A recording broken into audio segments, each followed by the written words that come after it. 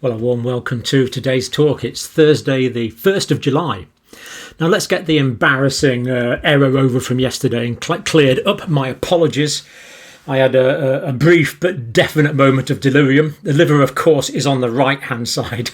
So if you want to feel your liver, it's underneath there on the right-hand side. The spleen is on the left, and of course your appendix is on the right as well. And of course you'll remember that's my right hand, so that was liver on the right side, spleen on the left. Apologies. Thank you for all the people that corrected me on that. To be fair, I've only been teaching this once a month for the past 35 years, so there you go. Right, let's get down to today's content. Some news from the United States and Australia, and we'll see how we go, basically. So starting off, the United States for a change. Now, Delta variant, as of about 3 days ago, was 26% in the United States. Now, this is up really quite dramatically, of course, so no question in my mind at all now that the Delta variant is becoming the predominant variant in the States, doubling roughly every 2 weeks. So in 2 weeks' time, I would expect the Delta variant to be 52% or something of that order. That's what seems to be happening. And of course, in the UK, it's already 95%. Europe, it's also increasing, and it is in many parts of the world, as we've looked at. The Delta variant first identified in India. Now, this is interesting. There's kind of a debate going on, really. Los Angeles County has said fully vaccinated people should wear masks and distance indoors. Now, this is consistent with the World Health Organization ideas as well, but of course inconsistent with the current American, the US current strategy where doubly vaccinated people don't need to wear masks. In the UK, it doesn't go by your vaccination status, it goes by the date, and at the moment we are wearing masks, but that might change and become optional on the 19th of July. In fact, it's almost probably, it is going to happen. The politicians are quite determined this happens on the 19th of July unless something quite dramatic happens to hospitalisations and deaths in the UK. But, you know, to me, I'm just in the habit of wearing masks in supermarkets now. I don't think I could go in without one. I'd feel kind of like going without any trousers on or something. So anyway, Delta variant 26%. Los Angeles County, it's got its own sort of bylaws, really, still wearing masks. WHO in agreement with Los Angeles County. Now, Dr. Fauci was asked about this, and he said CDC is not changing guidelines for fully vaccinated wearing of masks. But then he went on to say this, talking about the Delta variant, and he just said this is a simple statement, and we can assume he's well informed, it can cause more serious disease. So Dr. Fauci there is saying that the Delta variant can potentially cause more serious disease, which is consistent with some of the data that has been emerging slowly from the UK. Now, it's not turned into a disease like Ebola or something, but it's just a slight increase in how likely people are to get sick, especially if they're unvaccinated, which of course he goes on to talk about. So Dr. Fauci, Delta variant will take over in unvaccinated parts of the country. So in his mind, the country's being divided into bits here. And he says in the fall, that's the autumn in England, there'll be two separate situations. Southern states, dangerously low vaccination levels. Whereas other states, New York, for example, very high vaccination levels. So, given what's happened in the UK, unvaccinated areas and unvaccinated people in the United States, the Delta variant will spread amongst those people. That is what's happening now in the United Kingdom. Please learn from the difficulties that the UK has been through if you are in the United States. Rochelle Walensky, Centers for Disease Control and Prevention, of course, what she's saying. Right, she's saying nearly every death, especially amongst adults, due to COVID-19 is at this point entirely preventable. So what she's saying is the vaccines are there. Go and get 2 doses of the vaccine and you're very unlikely to be hospitalised and very unlikely to die, massively improving your chances of survival. So that's what she said. But I'm just going to pick her up a little bit because it's not true for the immunocompromised. Now, in the United States, I think in most areas, correct me if I'm wrong, but in the most areas, housebound people, disabled people, that there are provision for getting those vaccinated at home. Probably not the same all over the states, but I'm not so worried about that. But there is a proportion of people that are immunocompromised. And what this means, actually, either they can't have the vaccine, or more commonly when they have the vaccine, they don't respond and they don't produce antibodies to the vaccine. They do not generate an immune response. So people with HIV, for example, on medication, Crohn's disease, ulcerative colitis, other inflammatory diseases, rheumatoid arthritis, where patients might need steroid medications, or even chronic asthma, where people might need some steroid medications, which of course suppress the immune system.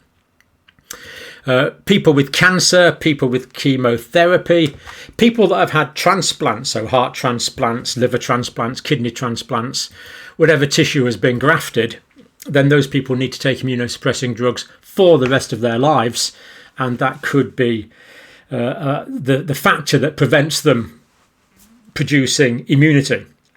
So we could be in a situation in the States in autumn where there's more Delta variants going around, and certain people who are not able to respond to the vaccine physiologically are in a situation where they're basically going to be obliged to go into a guarding situation again, which is unfortunate. If more people took up the vaccine, then the herd immunity would be there.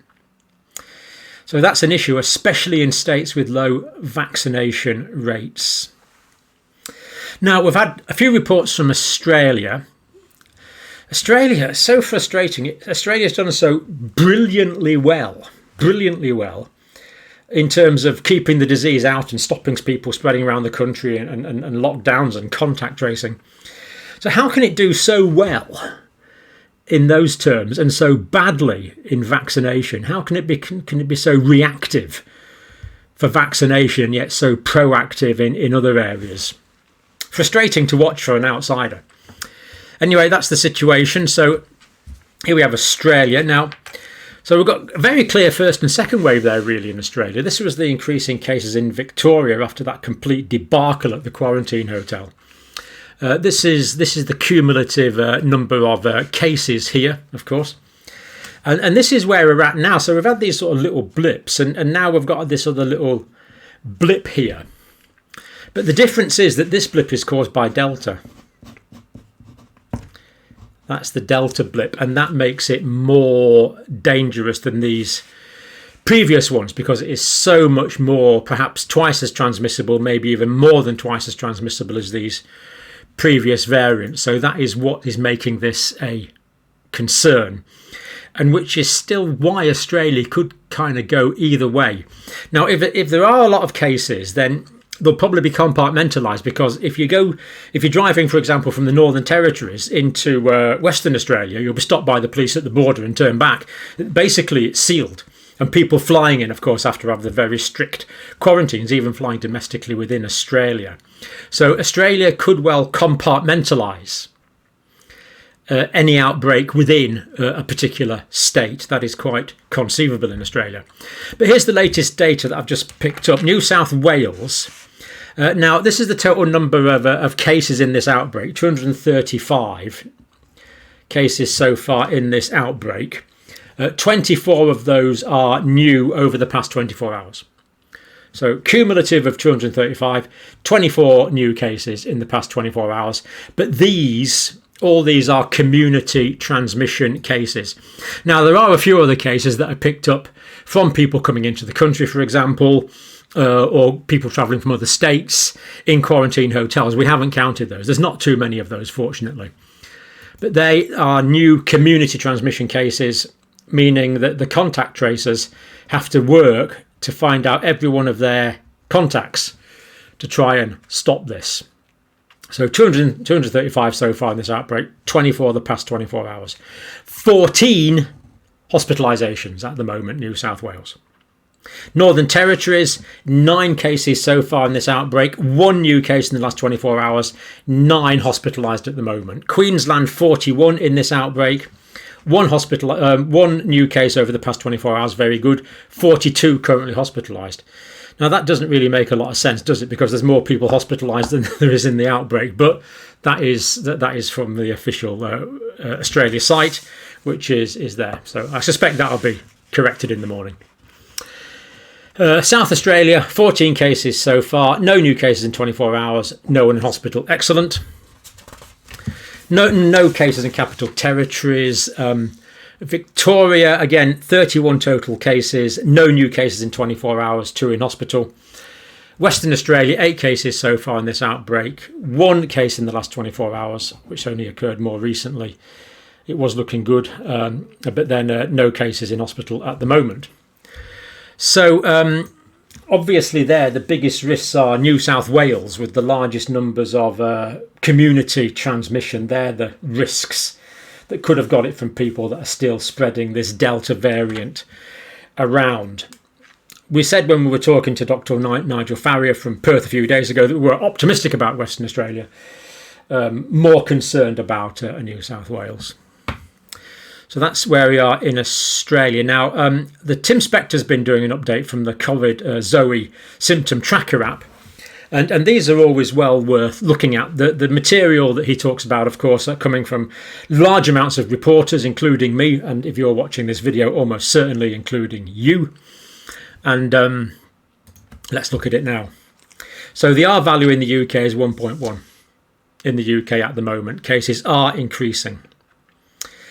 And this wave is proving different. Now, the reason he's saying this is Professor Spector was anticipating 2-3 weeks ago that we would be reaching the peak of this outbreak now, but we are not. We are still going up dramatically in the UK, still going up sharply in the UK, unfortunately. So this wave is different. The models that he was using before are not working now because of the increased transmissibility of the Delta variant. Now, cases in the UK of the Delta variant are spreading from the west of the country, basically towards the east of the country. Now, this means, of course, that cases are greatly increasing in the east of the country, but in the west of the country, they're getting more or less flat. Now, does this mean that the Delta variant is kind of burnt itself out on the west coast? Let's hope so. What this means, of course, more scientifically, is it's ran out of people that are vulnerable to infect. Now, if that's the case, that would be really good because the vaccine and the natural immunity is starting to have a real effect. So at the moment, cases started going up in the west quite dramatically, now levelling off in the west of the country, but now going up in the east of the country because it's spread to the east. Let's hope this levelling off in the west of the country is largely due to the herd immunity effect. We're not seeing great numbers of increased hospitalisations, some, but not great numbers, which of course is great. And Professor Spector said this link between cases and hospitalisations and deaths is, he used the word broken. That was his view. This has been really quite encouraging that it's not leading to cases and deaths. Of course, it is in countries with low vaccine levels. So West is now flattening. New cases as of the 25th of June as a study. Now, on the 25th of June, unvaccinated people, there was 18,758 new cases, but people that were vaccinated, there was 5,594 new cases. So these were people that had 1 or 2 vaccines. Now, I know these numbers aren't quite accurate, but basically, round about 4,000 people, he says, caught the infection after 1 dose of the vaccine, but only half that number after 2 doses of the vaccine. But not pretending that is not a concern, people are still catching the infection after 2 doses of the vaccine, albeit milder, albeit shorter duration, albeit fewer symptoms, more of which in a minute. So that was just 1 day. 18,000 unvaccinated. So that takes us up to about 24,000 new cases in that 24,000 new cases in that 24-hour period. Massive increase. But quite a few of those only had the 1 vaccine, but quite a few, getting on for 2,000 actually, had 2 doses of vaccine and had time for the vaccine to take effect. But vaccinated people protected from hospitalisation, unvaccinated people not protected from hospitalisation. Fortunately, most of the unvaccinated people were younger, therefore less likely for hospitalisation anyway. That's why we're not seeing the great increases in hospitalisation, which is good. But the positivity rate you found more encouraging. Unvaccinated people, 4% of tests came back positive. 1 dose of vaccine, 1.9 came back positive. 2 doses, only 0.6 came back positive. So that's like getting on for a 7 or 8 times difference between that and that, isn't it? So that is more encouraging in terms of positivity rate. Lower percentages of people vaccinated who turned out to be positive after being tested.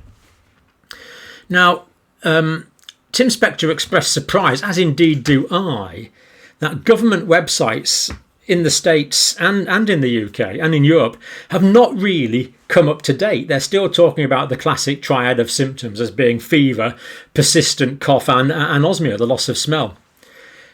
In people that are vaccinated, it has changed.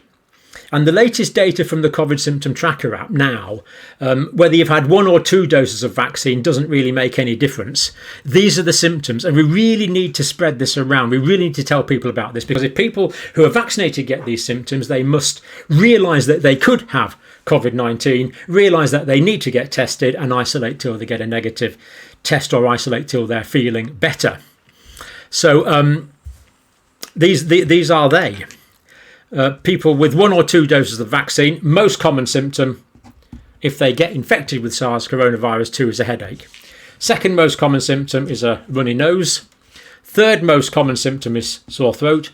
Fourth most common symptom is sneezing. Fifth most common only is persistent cough. Notice fever is not there. The unvaccinated are getting fever. People with 1 vaccine are not getting fever.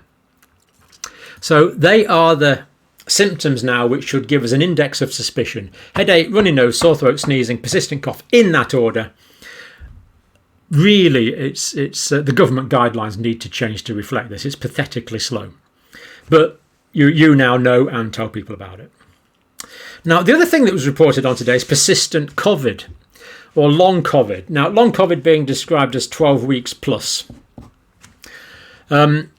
Now, it's a bit difficult to define this, but we'll look at how it's defined here. So the number here studied was 45,096. So fantastic studies taken from 1.2 million anonymous GP records and from all the people that report on the COVID app, of course. So very good numbers. Now, the definition used here was cannot carry on as normal after 12 weeks. So 12 weeks after the infection, if someone is not able to return to their normal duties, the normal work, normal looking after children, whatever it is, then if they are unable to perform these normal duties, then they are defined as having long COVID. That's 12 weeks after the first symptom. Now, what they've found, and this is new and interesting, 20-year-olds, it was 1.2%. So that's still a lot.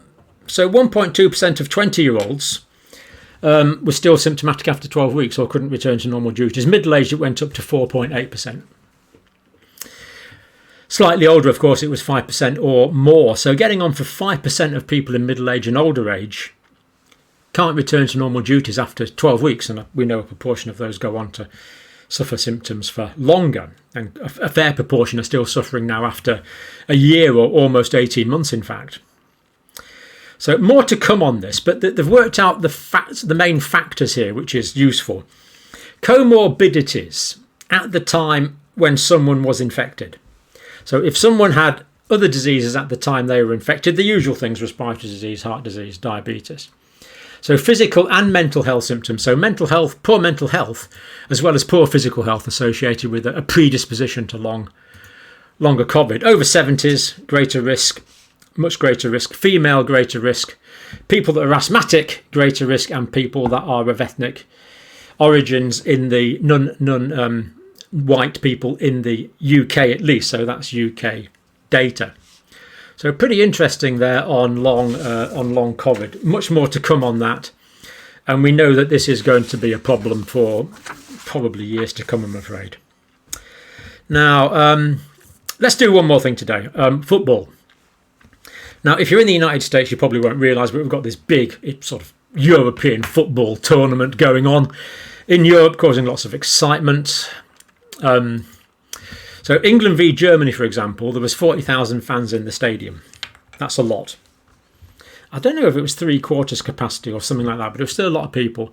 The games are being held in 11 host cities across Europe, which of course means that people are travelling round Europe by bus and by train. Both, of course, indoor, essentially, facilities. German Interior Minister Horst Seehofer. I think UEFA's position is utterly irresponsible because we live in a time of a pandemic, and in countries like Great Britain where there's a high incidence rate, well, that's certainly true, with 95% of our cases are and well over 20,000 new cases per day. So I agree, we've got mixing between lower countries like Germany and much higher countries like the UK. It's a foregone conclusion that this will drive the rate of infection. I have a suspicion that this is about commercial interests. Well, imagine that. I mean, it's almost as if he's suggesting that elite football's become over-commercialised. But the serious point there is commercial interests do appear to be, in the German Interior Minister's opinion, he suspects that commercial interests have been put over health interests. Right. So, not happy at all. And of course, the UK has got the highest rate at the moment, and Germany's got pretty well the lowest rate in Europe.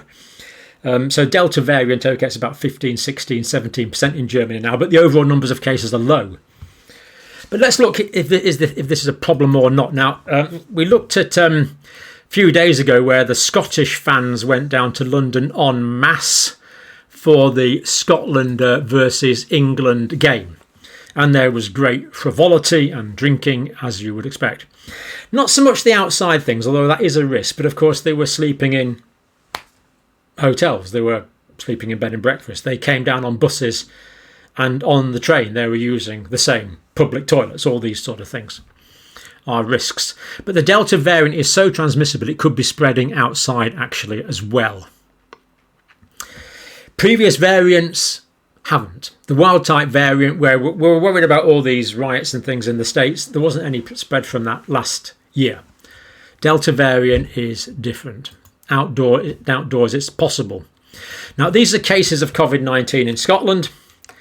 So confirmed cases, 7-day average. So we see that confirmed cases are, well, wow. I mean, just look at that increase. That is dramatic. So that's the 15th of May, that's the 15th of June. So really that increase there is in a matter of days, really, isn't it? And of course that overlaps with the correct incubation period from the football. So, yeah. Other thing indicating it could be this, skewed disproportionately towards younger males. Now, we're not saying this was all at the football match, but of course, you know, watching football on your own is a bit boring, really. So you want to go down to the pub, you want a huge screen, you want a few beers, you want all your mates there, you want to get into it. Of course, that's what it's all about. But of course, that's often indoors inside a pub or somewhere, because all the pubs would be showing the matches. And of course, a few pints later, a few drinks later on, inhibitions can be reduced. So data from Public Health Scotland. People who travelled to London on the 18th of June, there was 1,294 people travelled down. 397 were inside the stadium. The ticket allowance was only 2,600. So actually, this number here is the number of people who travelled down that became positive. So 1,294 of the people that travelled down became positive. 2,600 people travelled down who had tickets, but of course, probably about another 20,000 or something travelled down to just have fun in the streets and watch in the pubs with their mates. So that number became positive who travelled down. That number became positive of that number who went into the stadium. 397 became positive. The total number tagged by as Euro-connected cases by Public Health Scotland were 1,991. Now you'll notice that number is higher than that number that went down to London. So they're the number of cases who became positive who went down to London. That's the number that became positive associated with the Euros. And of course that includes people watching at home and in pubs. So they included that as well. So that's the number in the stadium that became positive. That's the number that went down to London that became positive. That's the total number that became positive. 90% of them were male, and 1,470 of them, the majority of the 1,991 were young men. So that is that position, indicating that. Now, of course, I did have some more notes, but I don't seem to have printed them. But this doesn't mean to say that all these people caught the infection at the football. These are correlations. Many people could have taken it down to London with them. So it's not saying that attending these gatherings definitely caused that. And it's not really telling us, more importantly from my point of view, whether they contracted it at the game, outdoors, or in pubs and restaurants and hotels outside of the game. Although there is data from Denmark that people probably have contracted this outside at football, which is an indication of how contagious this variant is. So that'll do us for today, I think. Don't forget, liver is underneath the right costal margin, spleen is underneath the left costal margin. Feel free to feel it on yourself, or indeed another consenting adult. Although having said that, it shouldn't be palpable easily in health. Thank you for watching.